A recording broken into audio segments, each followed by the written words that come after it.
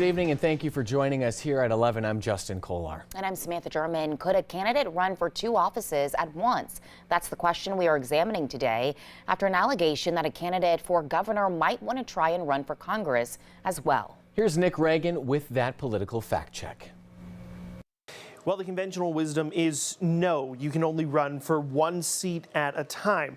But last week, Representative Nancy Mace's former campaign strategist, Wesley Donahue, said that the Congresswoman may be looking for a workaround in state law. Here's what he told me when he appeared on our political podcast, We the Palmetto.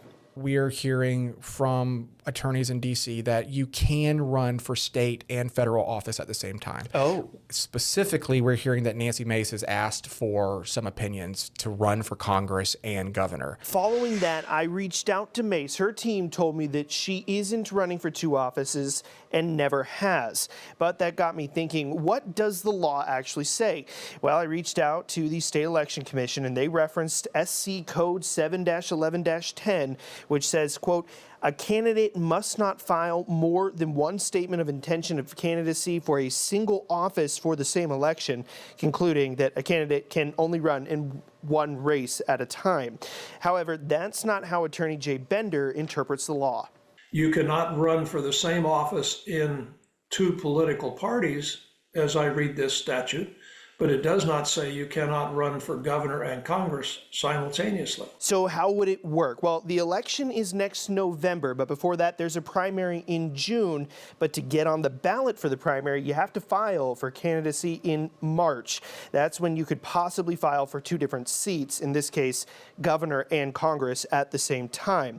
While it may technically be legal, depending on your interpretation of the law, Bender says that it would be a terrible political move. My guess is that if anybody is actually in that posture right now, talking about running for both offices, it demonstrates an insecurity about their chance of success in the statewide race. Now, after all of this, how valid is that original claim by Wesley Donahue that Nancy Mace may be considering running for two offices? Well, here's how Bender puts it.